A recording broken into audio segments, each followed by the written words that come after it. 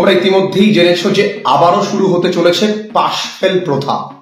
একটুখানি বলে রাখি, এই তথ্য কিন্তু অনেকেই ভুল জানে, তাই সঠিকটা জানতে হবে, সঠিকটা বুঝতে হবে। এবং এর পাশাপাশি বেশ কিছু হাস্যকর সরকারের সিদ্ধান্ত, যেই সিদ্ধান্ত সম্পর্কে আমরা জানবো এবং সবার শেষে তোমাদের মতামতগুলো নেব। দেখো, তথ্য দিয়ে সঠিকটা পুরোটা না পড়ে শুধু হেডলাইন্স গুলো জানলে তারপর লাফালাফি করলে কিন্তু হবে না।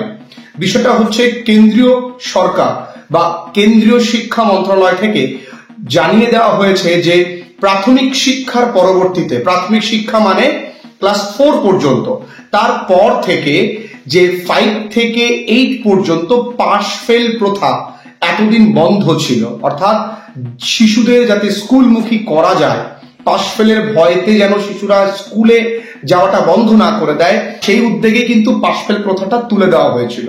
কিন্তু আবার পাশ ফেল প্রথা চালু করা হলো কেন্দ্রীয় সরকারের নির্দেশনায়। কেন্দ্রীয় সরকারি স্কুলগুলোতে আর নবোদয় বিদ্যালয় রয়েছে সে সমস্ত বিদ্যালয়গুলিতে।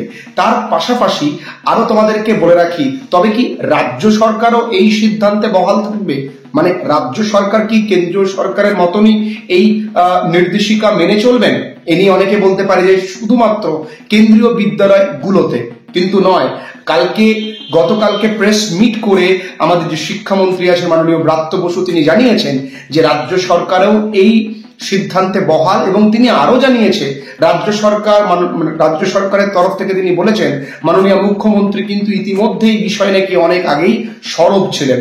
তাহলে তিনি চাইছেন যে পাশ ফেল প্রথাটা ফিরুক, ছেলে মেয়ে পড়াশোনাটাকে গুরুত্ব বেশি করে দিক। এ বিষয়ে একটু বলে রাখি, ধরো কোনো ছেলে বা কোনো মেয়ে ক্লাস 7-এ ফেল করলো ফাইনাল, এবং শেষ পরীক্ষায় তোমায় পাস করতে হবে। এই জায়গাটা মনে রাখতে হবে, শেষ পরীক্ষা মানে যে সামেটিক পরীক্ষাগুলো নয়, শেষ পরীক্ষা।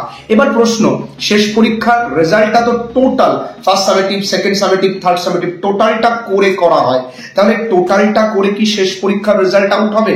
মানে শেষ পরীক্ষা বলতে কি লাস্টের যে পরীক্ষা ওটাতেই পাস করতে হবে? প্রথমগুলোতে ফেল করলে কিছু কি হবে না? এখানেও একটা সন্ধি আর ধোঁয়াশা কিন্তু রয়েই গেছে। তাও বলে রাখি, আরো এটা জানিয়েছি, যদি কোনো ছেলে ফেল করে তাকে 2 মাস সময় দেওয়া হবে। এবার হাস্যকর বিষয়গুলো আসছে, 2 মাস তাকে সময় দেবে। 2 মাস সময় দেওয়ার পরে তাকে কিন্তু পাস করতে হবে, এবং সেই সময় স্কুল টিচাররা তাকে পার্টিকুলারলি গাইড করবে, স্কুল টিচাররা।